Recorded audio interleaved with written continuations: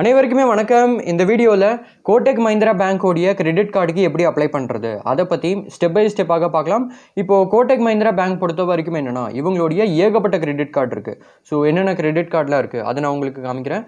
So அதில் நான் குறிப்பாக கோடெக் மஹிந்திரா பேங்கோடைய லீக் கிரெடிட் கார்டுக்கு அப்ளை பண்ணி காமிக்க போகிறேன். அதை லீக் பிளாட்டினம் கிரெடிட் கார்டுன்னு கூட சொல்லலாம்.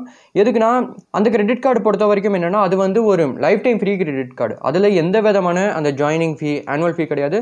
ஸோ அதனால் நிறைய பேருக்கு என்னென்னா அந்த கிரெடிட் கார்டு நல்லா இருக்கலாம். ஸோ அதனால தான் அந்த கிரெடிட் கார்டுக்கு நான் அப்ளை பண்ணி காமிக்க போகிறேன். ஸோ இப்போது கோடெக் மஹிந்திரா பேங்க் பொறுத்த வரைக்கும் என்னென்ன கிரெடிட் கார்டெலாம் இருக்குன்னா league credit card, then cashback plus credit card, air plus credit card, Indian Oil credit card, PVR INOX credit card, zen credit card, white credit card, biz credit card, IndiGo Excel credit card, then IndiGo credit card. So இது மாதிரி பார்த்தீங்கன்னா ஏகப்பட்ட credit card இருக்குது. So இதில் நீங்கள் என்ன பண்ணிக்கலாம்னா உங்களுக்கு பிடிச்ச கிரெடிட் கார்டுக்கு நீங்கள் அப்ளை பண்ணிக்கலாம்.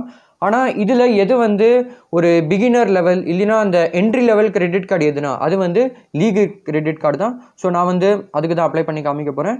அது மட்டும் இல்லாமல் இதில் லுக் வைஸ் எனக்கு எந்த கிரெடிட் கார்டு பிடிச்சிருக்குன்னா அது பிஸ் கிரெடிட் கார்டு, தென் இந்த இண்டிகோ கிரெடிட் கார்டு பார்க்குறதுக்கு நல்லாயிருக்கு. தென் இந்த ஜென் கிரெடிட் கார்டுமே பார்க்குறதுக்கு நல்லாயிருக்கு. இப்போது நான் பார்த்த வரைக்கும் என்னென்னா இந்த Kotak Mahindra bank credit card பொறுத்த வரைக்கும் என்னென்னா உங்களுடைய அந்த கிரெடிட் ஸ்கோர் இருக்கு இல்லையா, சிபில் ஸ்கோர், அது ஓரளவுக்கு நல்லா இருக்கணும். அப்போ தான் இந்த கிரெடிட் கார்டு அப்ரூவ் ஆகிறதுக்கு வாய்ப்புகள் இருக்குது. சப்போஸ் நீங்கள் இப்போ தான் ஃபஸ்ட் டைம் ஏதாச்சும் ஒரு கிரெடிட் கார்டுக்கு அப்ளை பண்ண போகிறீங்கன்னா, ஃபஸ்ட் டைம் உங்களுக்கு ஏதாச்சும் ஒரு கிரெடிட் கார்டு வேணும்னா நீங்கள் என்ன பண்ணுங்கள், அந்த என்ட்ரி லெவல் இப்போ ஒரு எக்ஸாம்பிளுக்கு இந்த லீக் கிரெடிட் கார்டு இது ஒரு என்ட்ரி லெவல் ஒரு பிகினருக்கான கிரெடிட் கார்டுனே சொல்லலாம். இந்த கிரெடிட் கார்டுக்கு நீங்கள் வேணும்னா அப்ளை பண்ணிக்கலாம். தென் இதுலேயே ஒரு முக்கியமான டிஸ்க்ளைமர் என்னென்னா நீங்கள் இவங்களுடைய கிரெடிட் கார்டுக்கு அப்ளை பண்ணதுக்கப்புறம் உங்களுக்கு இந்த கிரெடிட் கார்டு அப்ரூவ் ஆகிறது ஆகாதது அது கோடெக் மஹிந்திரா பேங்க் பொறுத்து தான் இருக்குது. அவங்களுடைய அந்த இன்டர்னல் பாலிசி பொறுத்து தான் இருக்குது. இப்போ கோடெக் மஹிந்திரா பேங்கோடைய இந்த லீக் கிரெடிட் கார்டை பற்றி சொல்லணும்னா இது ஒரு life time free credit card தான். இதில் எந்த விதமான அந்த ஜாயினிங் ஃபீ ஆனுவல் ஃபீல கிடையாது. அங்கேயே பார்த்தீங்கன்னா 0 அப்படின்னு தான் போட்டிருக்கு. அதை நான் உங்களுக்கு ஸ்க்ரீனில் காமிச்சிருக்கேன், நீங்கள் பார்த்துக்கோங்க. தென் இந்த கிரெடிட் கார்டு பொறுத்த வரைக்கும் என்னென்னா இந்த கிரெடிட் கார்டு 2 வேரியண்ட்டில் வருது, விசா மற்றும் ரூபே.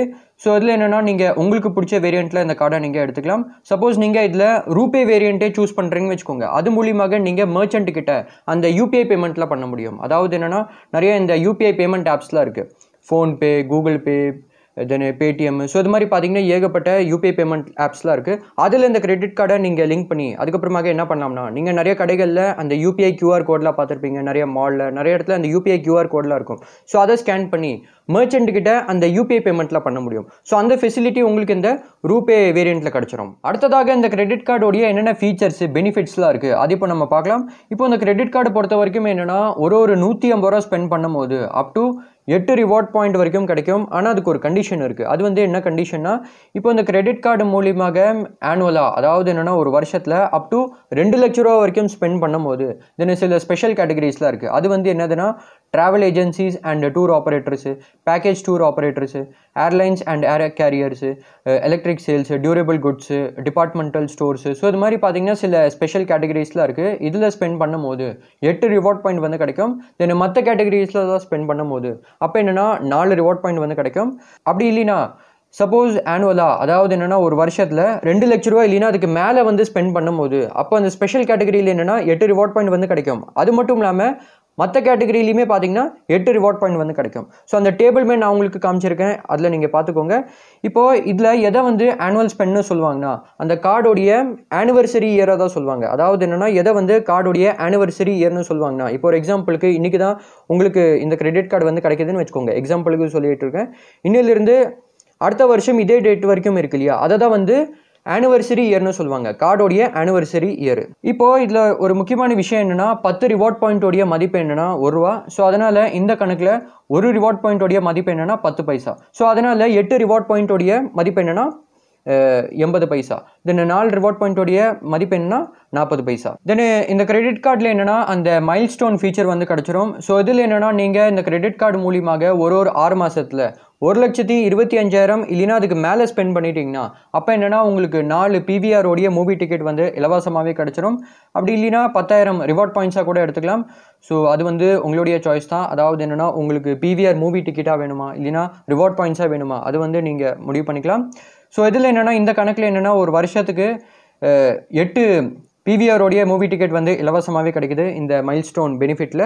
தென் இந்த மைல்ஸ்டோன் ஃபீச்சர் இருக்கு இல்லையா, இதில் வேறு என்னென்ன கண்டிஷன்லாம் இருக்குது அதுவுமே நான் உங்களுக்கு ஸ்க்ரீனில் காமிச்சிருக்கேன், நீங்கள் பார்த்துக்கோங்க. ஸோ இது வந்து என்னென்னா ஒரு நல்ல மைல்ஸ்டோன் ஃபீச்சராக இருக்குது. தென் இந்த கிரெடிட் கார்டில் என்னென்னா 1% ஃபியூவல் சர்சார்ஜ் வேவர் வந்து கிடைக்கும். எப்போ வந்து கிடைக்கும்னா, நீங்கள் அந்த கிரெடிட் கார்டு மூலியமாக ஃபியூவலில் 500 ரூபாயிலிருந்து 4000 ரூபா வரைக்கும் டிரான்சாக்ஷன் பண்ணும்போது அப்போ என்னென்னா அந்த 1% ஃபியூவல் சர்சார்ஜ் வேவர் வந்து கிடைக்கும். ஆனால் அதுக்கு ஒரு கண்டிஷன் என்னென்னா, ஒரு ஆனிவர்சரி இயரில் மேக்ஸிமம் அப் டு 3500 ரூபா வரைக்கும் தான் அந்த ஃபியூவல் சர்சார்ஜ் வேவர் வந்து கிடைக்கும். அடுத்ததாக இந்த கிரெடிட் கார்டில் என்னென்னா அந்த ரயில்வே சர்சார்ஜ் வேவர் வந்து கிடைக்கும். ஸோ இதில் என்னென்னா நீங்கள் நார்மலாகவே அந்த கிரெடிட் கார்டு மூலியமாக ரயில்வே டிக்கெட்ஸில் புக் பண்ணும்போது IRCTCயில் அப்போ என்னென்னா அவங்க அந்த ரயில்வே சர்சார்ஜ் வந்து சார்ஜ் பண்ணுவாங்க. ஆனால் இந்த கிரெடிட் கார்டு மூலியமாக அந்த ரயில்வே டிக்கெட்ஸில் புக் பண்ணும்போது அதில் என்னென்னா அந்த ரயில்வே சர்சார்ஜ் வேவர் வந்து கிடச்சிரும். ஸோ அதனால் இதில் என்னென்னா ஒரு கேலண்டர் இயரில் 500 ரூபா வரைக்கும் அந்த ரயில்வே சர்சார்ஜ் வேவர் வந்து கிடச்சிரும். அடுத்ததாக இந்த கோடக் மஹிந்திரா பேங்கோடைய லீக் கிரெடிட் கார்டுக்கு எப்படி அப்ளை பண்ணுறது, இப்போ நம்ம ஸ்டெப் பை ஸ்டெப்பாக பார்க்கலாம். இப்போ இந்த கிரெடிட் கார்டுக்கு நீங்கள் அப்ளை பண்ணுறதுக்கு இந்த பேஜில் வந்துக்கோங்க. இந்த வெப்சைட்டோடைய லிங்க் நான் உங்களுக்கு டிஸ்கிரிப்ஷனில் கொடுத்துருக்கேன். அது மூலியமாக நீங்கள் இந்த பேஜில் வந்ததுக்கப்புறம் இப்போ உங்களுக்கு இந்த கிரெடிட் கார்டோடைய எந்த வேரியண்ட் வேணுமோ, விசா வேரியண்ட் இல்லைனா ரூபே வேரியண்ட், அதை நீங்கள் இந்த இடத்துல சூஸ் பண்ணிக்கோங்க. தென் இந்த கிரெடிட் கார்டோடைய ஃபீச்சர்ஸ் நீங்கள் இந்த இடத்துல பார்த்துக்கலாம். தென் இந்த கிரெடிட் கார்டில் எந்த விதமான அந்த ஜாயினிங் ஃபீ, ஆனுவல் ஃபீ கிடையாது. இப்போது நீங்கள் என்ன பண்ணுங்கள், அங்கே கெட் யுவர் கார்டு நவ் அப்படின்னு இருக்கு இல்லையா, அது மேலே நீங்கள் கிளிக் பண்ணிக்கோங்க. இப்போ என்னென்னா உங்களுடைய மொபைல் நம்பர் கேட்டிருக்காங்க, அதை நீங்கள் இந்த இடத்துல என்டர் பண்ணதுக்கப்புறம் அங்கே I hereby consent and authorize Kotak Mahindra Bank to make enquiries with NSDL அப்படின்னு இருக்கு இல்லையா, அதாவது என்னென்னா கோட்டக் மஹிந்திரா பேங்க் உங்களுடைய அந்த கிரெடிட் என்கொயரி பண்ணலாமா, அதாவது என்னென்னா சிபில் என்கொயரி பண்ணலாமா, அது மாதிரி கேட்டிருக்காங்க. ஸோ அதனால் அதை நீங்கள் படித்து பார்த்து அது பக்கத்தில் இருக்கிற பாக்ஸ் மேலே நீங்கள் டிக் பண்ணிக்கோங்க. தென் கோட்டக் மஹிந்திரா பேங்க் உங்களுக்கு வாட்ஸ்அப் மூலியமாக அந்த கம்யூனிகேஷன் அண்ட் நோட்டிஃபிகேஷன்லாம் சென்ட் பண்ணலாமா, அது மாதிரி வந்து கேட்டிருக்காங்க. ஸோ உங்களுக்கு வேணும்னா அது பக்கத்தில் இருக்கிற பாக்ஸ் மேலே நீங்கள் டிக் பண்ணிக்கோங்க, இல்லைனா விட்டுருங்க, அது வந்து ஆப்ஷனல் தான். தென் அங்கே கெட் OTP அப்படின்னு இருக்கு இல்லையா, அது மேலே கிளிக் பண்ணிக்கோங்க. தென் இவங்க உங்களுடைய மொபைல் நம்பருக்கு ஒரு OTP சென்ட் பண்ணியிருப்பாங்க, அதை இந்த இடத்துல என்டர் பண்ணதுக்கப்புறம் வெரிஃபை மேலே கிளிக் பண்ணிக்கோங்க. உங்களுடைய மொபைல் நம்பர் வந்து வெரிஃபை ஆயிரும். இப்போது உங்களுக்கு கோட்டக் மஹிந்திரா பேங்க்கில் ஆல்ரெடி வந்து பேங்க் அக்கௌண்ட் இருக்குன்னா உங்களுக்கு இது மாதிரி வந்து காமிக்கும். ஸோ அதை வந்து வெரிஃபை பண்ண சொல்கிறாங்க. நீங்கள் பேங்க்கில் என்ன டேட் ஆஃப் பர்த் வந்து கொடுத்துருக்கீங்களோ அதே டேட் ஆஃப் பர்த் நீங்கள் என்டர் பண்ணிக்கோங்க. தென் அங்கே நெக்ஸ்ட் அப்படின்னு இருக்குது, அது மேலே கிளிக் பண்ணிக்கோங்க. தென் இதுலேயே என்னென்னா உங்ககிட்ட கோட்டக் மஹிந்திரா பேங்க்கில் எந்த விதமான பேங்க் அக்கௌண்ட் இல்லைன்னா அப்போ என்னென்னா உங்களுக்கு இது மாதிரி ஸ்டெப் வந்து காமிக்கும், இது மாதிரி ஸ்க்ரீன் வந்து காமிக்கும். ஸோ அதனால் உங்களுடைய பேன் நம்பர் என்டர் பண்ணிக்கோங்க. தென் உங்களுடைய ஆதாரில் என்ன டேட் ஆஃப் பர்த் இருக்கோ அதே டேட் ஆஃப் பர்த் என்டர் பண்ணிக்கோங்க. தென் உங்களுடைய இமெயில் அட்ரஸ் என்டர் பண்ணிக்கோங்க. இந்த இமெயில் அட்ரஸ் மூலியமாக தான் பேங்க் உங்களை காண்டாக்ட் பண்ணுவாங்க, அதாவது என்னென்னா கம்யூனிகேட் பண்ணுவாங்க. தென் உங்களுடைய இமெயில் அட்ரஸ்க்கு இவங்க OTP சென்ட் பண்ணியிருப்பாங்க, அதை நீங்கள் இந்த இடத்துல என்டர் பண்ணிக்கோங்க. தென் உங்களுடைய ஜெண்டர் கேட்டிருக்காங்க, அதை நீங்கள் என்டர் பண்ணிக்கோங்க. தென் அங்கே ப்ரொசீட் அப்படின்னு இருக்கு இல்லையா, அது மேலே நீங்கள் கிளிக் பண்ணிக்கோங்க. நெக்ஸ்ட் என்னென்னா நேம் ஆன் தி கார்டு அப்படின்னு இருக்குது. ஸோ அதனால் உங்களுடைய கிரெடிட் கார்டில் உங்களுடைய பேரை வந்து எப்படி பிரிண்ட் பண்ணுவாங்க அதை நீங்கள் அந்த இடத்துல பார்த்துக்கலாம். தென் உங்களுடைய ஃபாதர் நேம் கேட்டிருக்காங்க. இப்போது உங்களுடைய பேனில் உங்களுடைய ஃபாதர் நேம் வந்து எப்படி இருக்கோ அதே ஃபாதர் நேம் நீங்கள் அதில் என்டர் பண்ணிக்கோங்க. தென் உங்களுடைய மேரிட்டல் ஸ்டேட்டஸ் வந்து கேட்டிருக்காங்க. ஸோ அதனால் நீங்கள் மேரிடா இல்லைனா சிங்கிளா இல்லைனா அதர்ஸா எதுவாக இருந்தாலுமே சரி இந்த இடத்துல செலக்ட் பண்ணிக்கோங்க. செலக்ட் பண்ணதுக்கப்புறம் கீழே கன்ஃபார்ம் அப்படின்னு இருக்குது, அது மேலே கிளிக் பண்ணிக்கோங்க. நெக்ஸ்ட் என்னென்னா உங்களுடைய ஒர்க் பற்றி கேட்டிருக்காங்க. ஸோ அதில் நீங்கள் சேலரிடு பர்சனா இல்லைனா செல்ஃப் எம்ப்ளாய்டு பர்சனா இல்லைனா ரிட்டையர்டு, ஹோம் மேக்கரு, ஸ்டூடெண்ட்டு எதுவாக இருந்தாலுமே சரி இந்த இடத்துல நீங்கள் செலக்ட் பண்ணிக்கோங்க. இப்போது நான் பார்த்த வரைக்கும் என்னென்னா பேங்க் எப்போவுமே சேலரிடு மற்றும் செல்ஃப் எம்ப்ளாய்டு பர்சனுக்கு தான் அந்த கிரெடிட் கார்டு வந்து தரணும்னு நினைப்பாங்க. இப்போ இதில் நீங்கள் சேலரிடை செலக்ட் பண்ணுறீங்கன்னு வச்சுக்கோங்க, உங்களுடைய ஒர்க் டீட்டெயில்ஸ் அதில் வந்து கேட்டிருக்காங்க.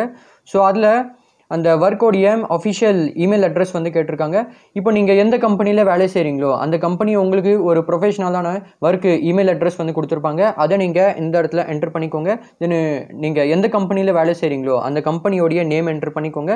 தென் இதுலேயே சப்போஸ் நீங்கள் செல்ஃப் எம்ப்ளாய்டாக செலக்ட் பண்ணுறீங்கன்னு வச்சுக்கோங்க, இதில் உங்களுடைய ஒர்க் டீட்டெயில்ஸில் என்னென்னா உங்களுடைய ப்ராப்பரைட்டர்ஷிப் நேம் கேட்டிருக்காங்க, அதாவது என்னென்னா உங்களுடைய அந்த லீகல் நேம் இருக்கு இல்லையா ப்ராப்பரைட்டர்ஷிப் நேம், அதை நீங்கள் என்டர் பண்ணிக்கோங்க. தென் என்டர் பண்ணதுக்கப்புறம் உங்களுடைய மந்த்லி இன்கம் கேட்டிருக்காங்க. அதாவது என்னென்னா நீங்கள் ஒரு மாதத்தில் எவ்வளோ சம்பாதிப்பீங்க அதை கேட்டிருக்காங்க.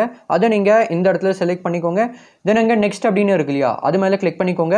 நெக்ஸ்ட் என்னென்னா இப்போ நீங்கள் கரண்ட்டாக எங்கே வேலை செய்கிறீங்களோ அந்த ஆஃபீஸோடைய அட்ரஸ் கேட்டிருக்காங்க. அதாவது என்னென்னா அந்த ஒர்க் பிளேஸோடைய அட்ரஸ் வந்து கேட்டிருக்காங்க.